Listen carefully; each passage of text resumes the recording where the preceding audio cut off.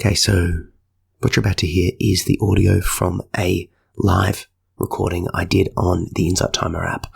For those who don't know, I do live meditations, courses, a variety of different things on Insight Timer. Insight Timer is the biggest meditation app out there. You can check it out. I'll put a link in the show notes to my Insight Timer profile as well as to the course that I mentioned. But yeah, it's going well and people are loving it. So check it out and enjoy.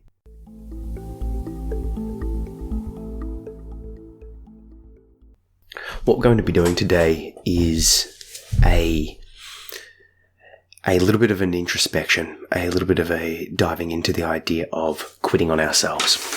I'm not sure if you've seen it, but I have a new course up and out called Discover Your Divine Purpose. And in that course, I'm basically guiding people through a bit of a guided meditation and then opening themselves up to finding wisdom from some questions that are sort of poignant, that help us to, discover our divine purpose. So what I'm going to be doing in this live and then hopefully in a few more as I get more used to the format is doing that same sort of thing live. So, maybe we should just get started, hey? So what we're going to do is a little bit of a guided meditation to sort of get ourselves ready. Then I'm going to repeat a question a couple of times. We're going to sit and meditate on that question. And then we'll talk about it a little bit and, comment, share, and meditate on it a little bit again and basically just open ourselves up to possibility. Does that sound like a good idea? Let me know. Any comments, any questions, please do, because right now I'm speaking to my face. Comments allow me to tweak and twist and cater this live session to what you're after. Okay? Just for those who don't know me, my name is Zachary Phillips. I'm a mental health advocate, poet, author. I'm a high school teacher by trade. I teach online now. I'm currently studying a Master of Counselling, and I've got a Reiki Master certificate, so I've got a sort of a variety of different sort of things. But yeah, without further ado, let's get into it, hey? So what I want you to do is I invite you to just take a seat, lay down, close down the eyes if you wish, and take a few deep, slow breaths in through the nose and out through the mouth.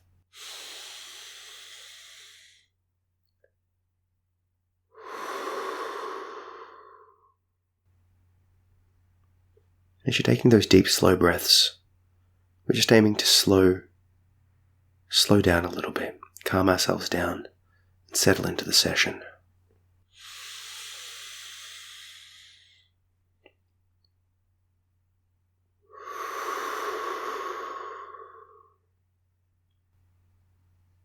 We're going to be filling our belly first, then our chest, and the air up into sort of our throat region, holding for a little bit, and then letting it go.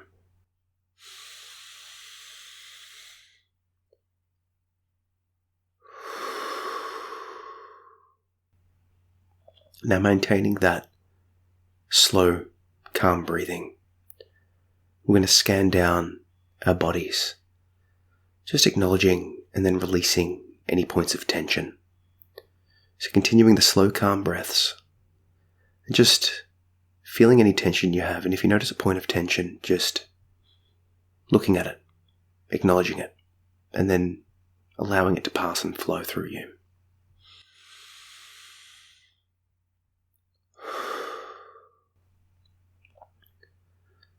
It's just drawing your attention to your head. Is there any tension? Any points of blockage? Anything that needs to be resolved? Just breathing into that space. Letting it fall away. To your face. Just unclench your jaw. Let it just soften up.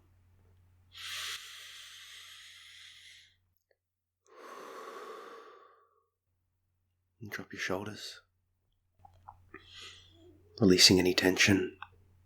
Just allowing your body to just settle into the session. Moving your attention down to your chest, into your belly. Just acknowledging if there's a blockage or a point of tension, or just anything there and just accepting it, acknowledging it, continuing our slow, calm breathing.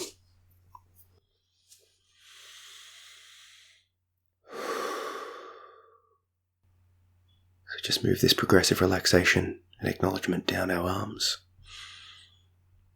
our forearms, into our hands, and our upper back, mid-back, lower back, just taking our time to just keep slowly and calmly breathing into that space.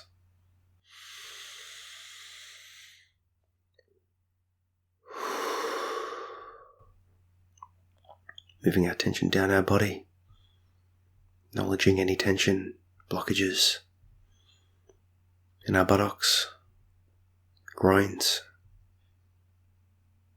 in our legs, in our feet.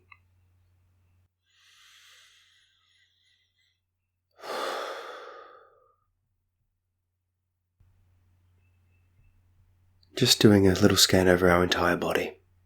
Our body often holds tension, traumas, issues, and breathing into that space and allowing that space to unfold can enable deep relaxation, sort of an opening up. I'm going to move our attention to our mind and just open ourselves up. I'm going to ask you a question, and with that question, we want to be as open to it as possible, as flexible, as pliable, supple. So you open yourself up to the universe, to God, to your intuition, to the muse, to your ancestors, to whatever space or place you draw your strength from. I'm going to approach this question and just allow it to unfold, without judgment, without filter, and just see where it lands for us.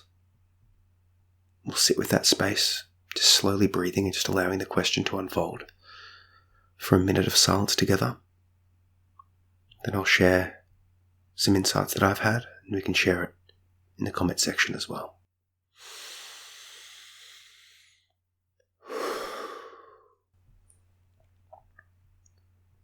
What if you didn't preemptively quit?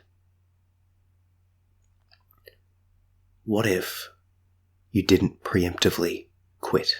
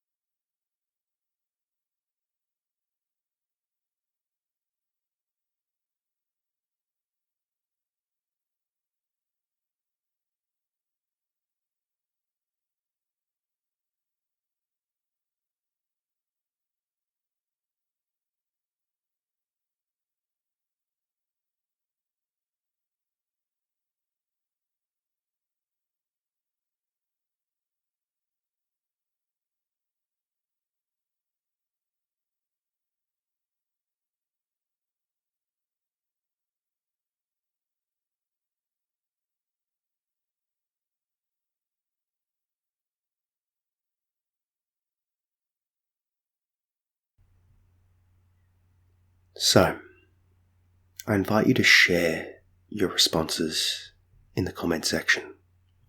But to me, preemptively quitting, it implies something. This question makes me realize that there's a part of me. Maybe it's a shadow. Maybe it's, a throwback to my past. But it makes me realize that when the going gets tough, sometimes I bail.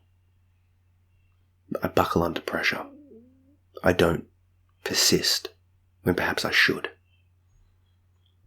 It makes me wonder if I need to work on my resilience, if I need to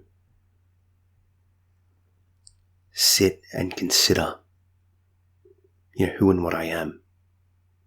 This idea of what if I didn't preemptively quit makes me wonder if the fact that, or the things that I have quit on, are they truly aligned with my divine purpose? Are they truly aligned with what I want to be doing? Because how easy is it to set a goal in haste or in fear, scrambling, when we could be instead taking a breath and working out where we truly want to be going. Because I wonder if part of this quitting is because we're not fully aligned with our goals, because we're not fully 100% in. I look at my son and he loves certain activities, video games, cartoons, right? And he won't preemptively quit that activity, right? My other son loves other activities. He won't preemptively quit those activities because it's play, because it's fun, because he's chosen it. And obviously this is by virtue of the fact that, kids have a lot more freedom on their hands. We have to work, we have got commitments, all of that sort of stuff. But if they can choose to do an activity and just engage with it, they're in fully because that's the thing they want to be doing. Then I apply that logic to myself, to my work, to my creativity, to my life in general. And I wonder, do I have that same level of commitment, of enjoyment?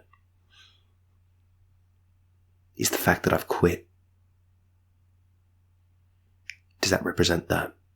Does that highlight something to me that I'm not fully invested? Maybe. This question also makes me wonder, or sort of highlights the possibility of when is it time, talking about preemptively quitting. If we're bailing early on a project, if we find a bit of pressure and we push back because we don't have that ground, that solid base to step forward and move from. When is it time to leave? How do we know when it is time to bail on something? Because if we just persist doggedly in the pursuit of a goal, how do we know if we're getting any closer to attaining that goal? How do we know if we're doing it in the right direction? How do we know if we're moving appropriately? I like the idea of an iterative learning. Try something, contemplate and consider how it went. Try something else. I use this approach with my writing, with my books, with my poetry. I'll share something, write it from the heart, but then put it out there to the world and see how it's being taken. If people like it, why do they like it? If they didn't like it, why didn't they like it? Iterative learning. So now, if we go back to the question, what if I didn't preemptively quit? Well, I need to now know, or give myself a determination of going, okay, I'll try up to this point, then I'm going to pause, reevaluate, learn from those mistakes if there are some, and then continue, maybe slightly varying my course, maybe slightly changing things, right? And that way I know that I'm following a plan, not just the whims of my current mental state. Doing the questions here, doing the course that I've put out, the Discover Your Divine Purpose course, it's made me realize just how easy it is to fall into the habits, the patterns, the thoughts that just pop up.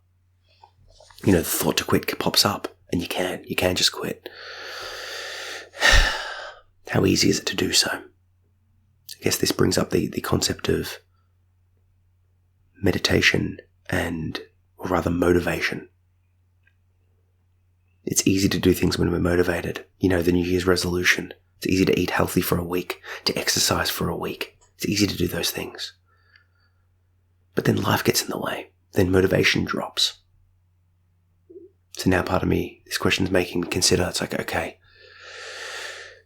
rather than using my motivation to start something new and like sort of believe that the motivation will persist, maybe I should use that motivation to instill positive habits, to instill, a routine for my mornings, to instill discipline into my life. And that will make me not quit. Because if I'm just relying on motivation is fleeting. My thoughts are fleeting. How many times have you gone to sit down to exercise or go for a run or do something like that, and a little thought, this little voice of weakness pops up, and you're looking at it and going, yeah, you're right, and you just choose something else. How easy is it to just, pick up your phone and start scrolling social media because you have this little voice, this little intuition, this little thing, just, no, do this.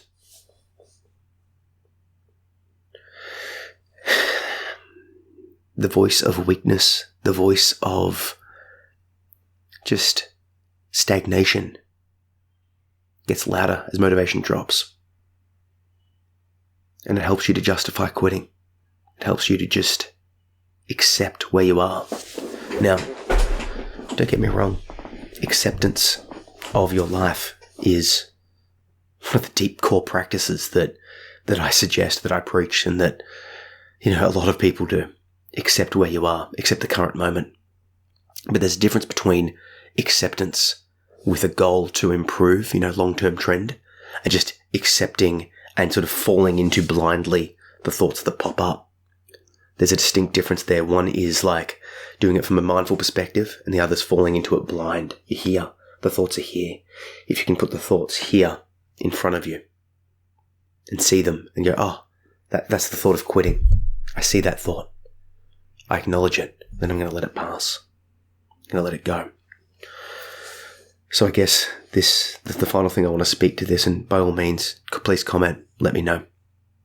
The final thing I want to speak to on this is, what if I didn't preemptively quit? It makes me feel like it's like, well, how can I not preemptively quit? I can not preemptively quit by acknowledging those feelings that pop up. I train Brazilian Jiu-Jitsu, martial arts. And I've been training for maybe 10, 15 years, 20 years in my life. I've been doing a bunch of different things, but I've been doing this one for about 10 years. And it's become more of a spiritual practice. Yes, there's the physical component, but the spiritual practice is this. When I'm in a match, when I'm training with someone that is putting pressure on me, that's better than me, bigger, stronger, training longer, a part of me knows that I can just tap out and quit. Part of me knows I can just give up. The pain ends. The pressure ends.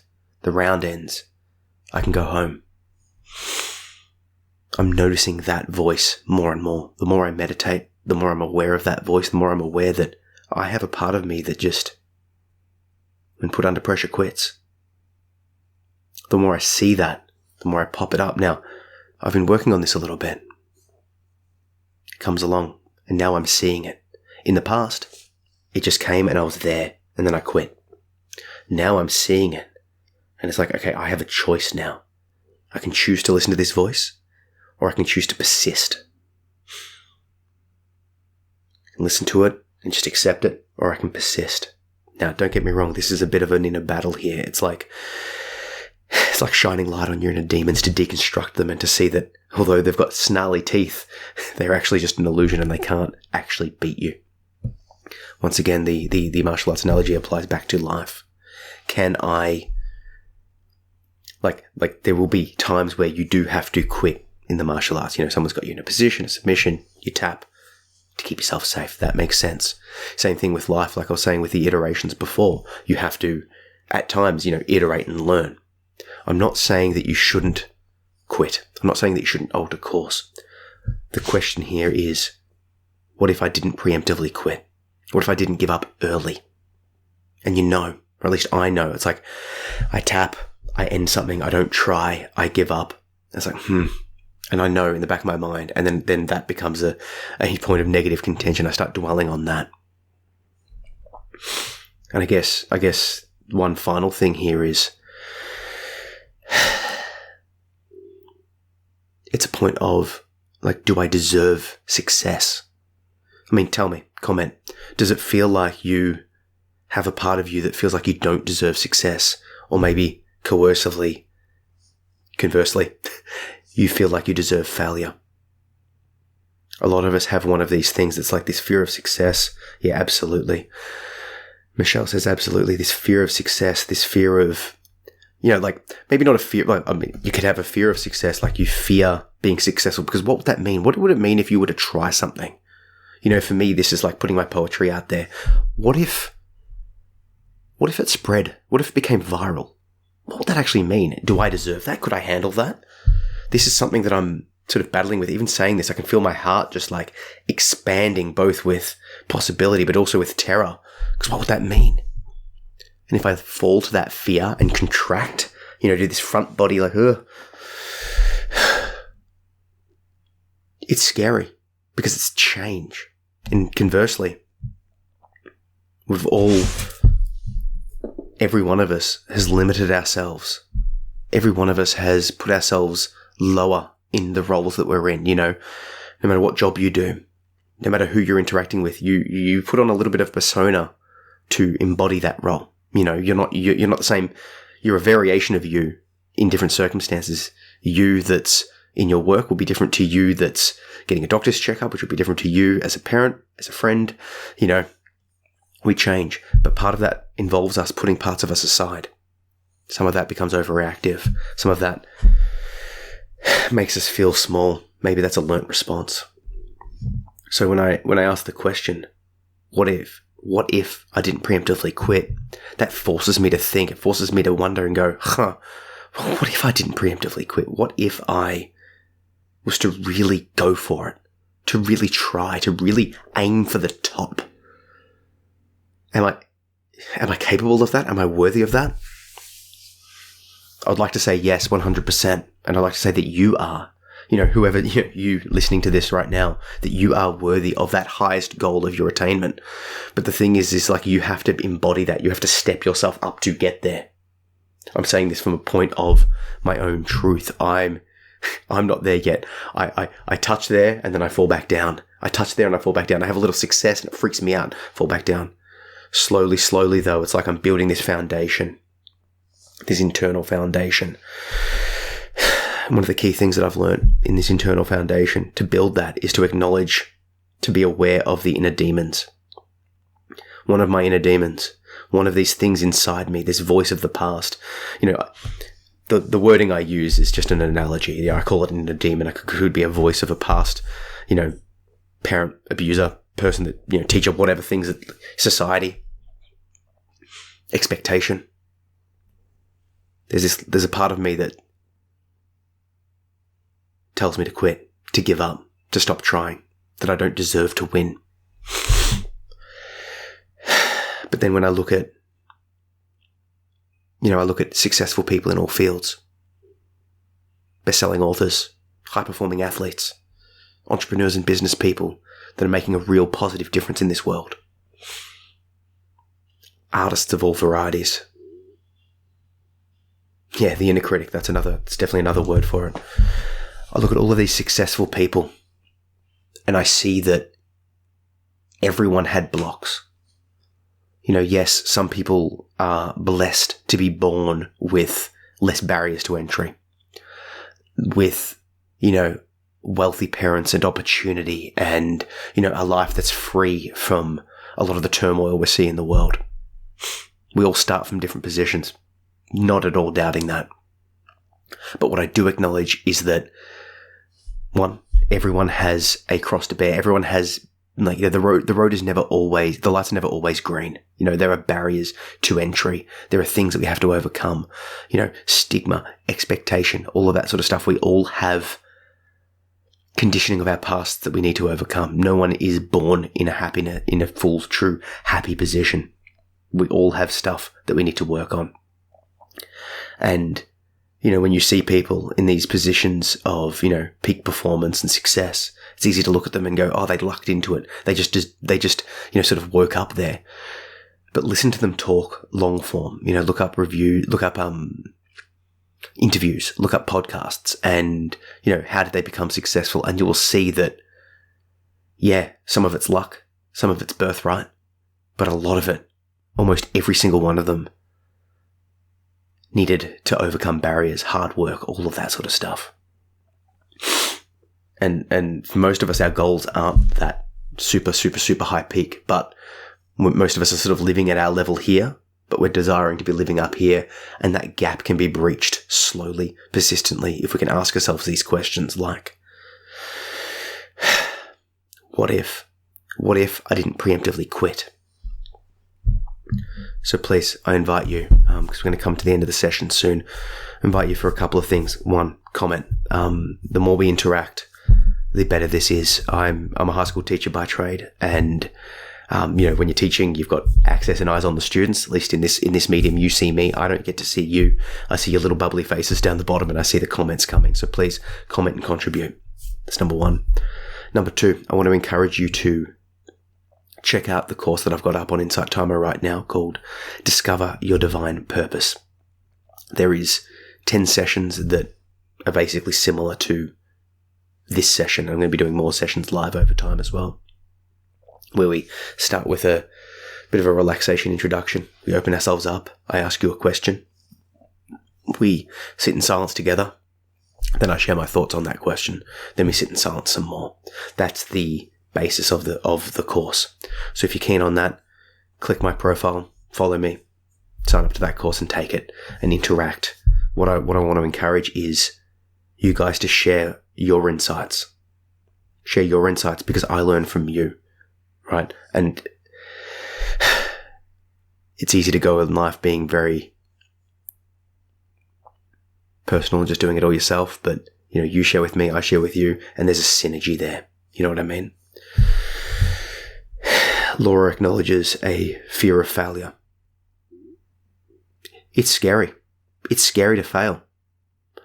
What if you actually try, you don't hold back and you try and you fail? Terrifying.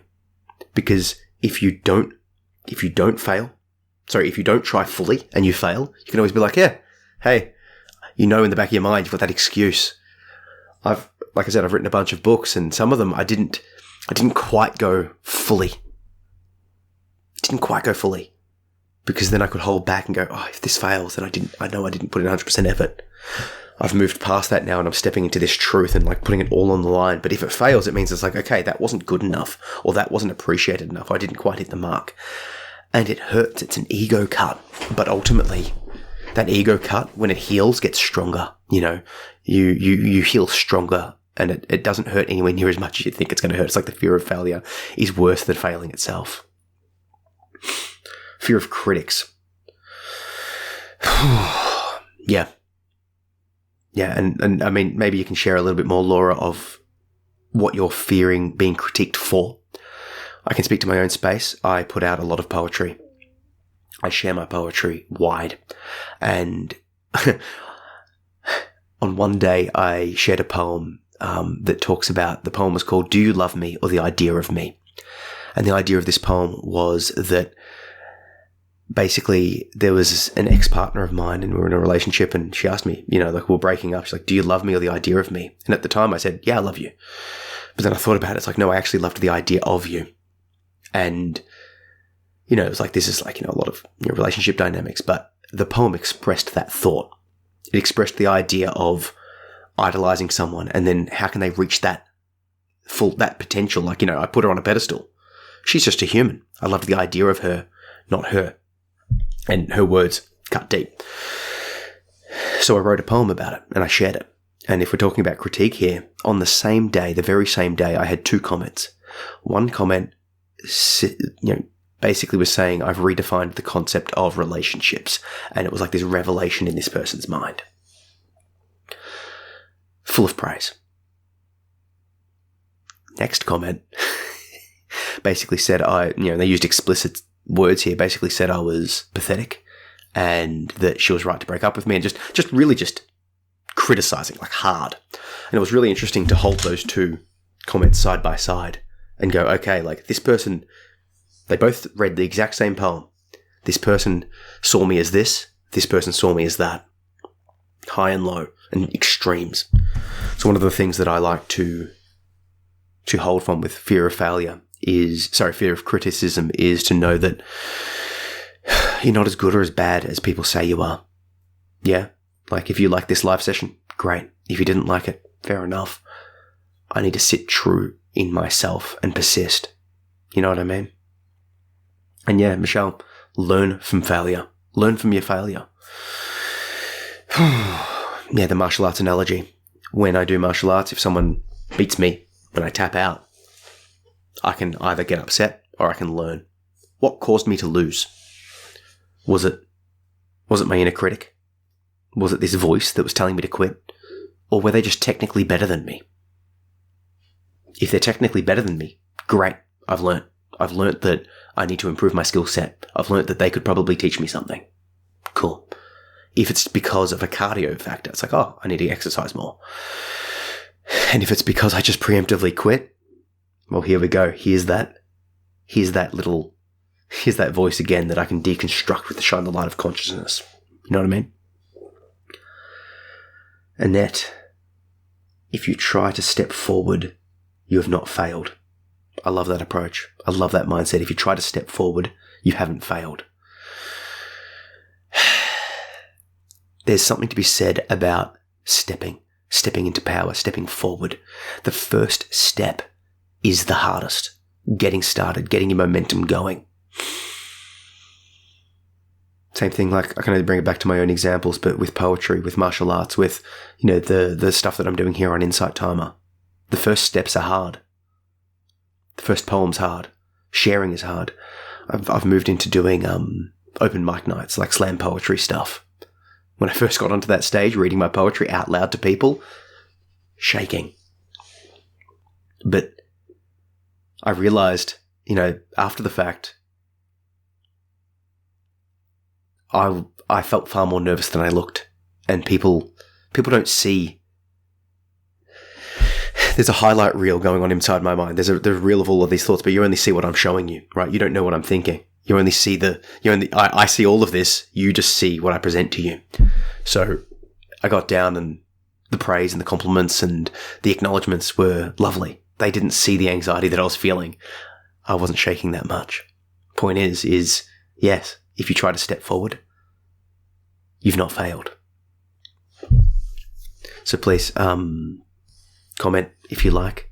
If you've enjoyed this live session and you want to encourage me, the option to donate is available there as well. That's always appreciated. It just lets me know that I'm doing well. And I also want to encourage you to check out the course that I've got up. It is called Discover Your Divine Purpose.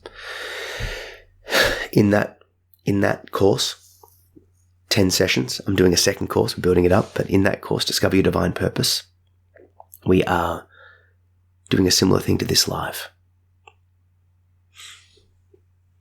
Warm-up session, calming ourselves down, opening our mind up, asking you a question, sitting with that for a little bit, and then discussing. And then the classroom is quite active. I've had, I've had, I think, 28 questions so far. People are really getting involved, and some of the insights that they're sharing in relation to a variety of different questions of this nature are quite huge. So I would like to say, if there's no more questions, no more comments, we're going to sign off soon. Please, if you want to encourage, feel free to donate. I really appreciate it. And yeah, more importantly, check out that course, Discover Your Divine Purpose. It is up. It is available. And people are really getting a lot from it.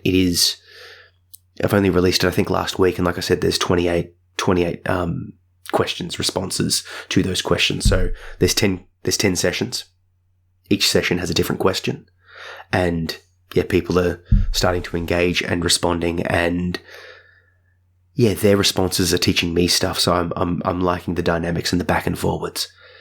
And I think I will do some more of these sessions over time with different questions and different responses, because yeah, it helps. It helps to relate and to connect and to engage. So unless there's any more comments, I'm happy to stay on for a little bit longer if you guys want. But if not, yeah, let me know.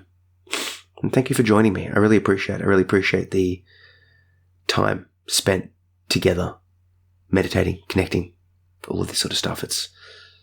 It's lovely. But without further ado, if there's no more, we'll say bye-bye.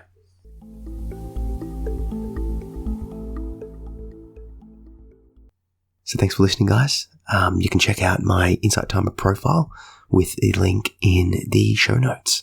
Check it out, click through, sign up, take the course, engage with me there, and yeah, we can do some meditation together. Anyway, catch up.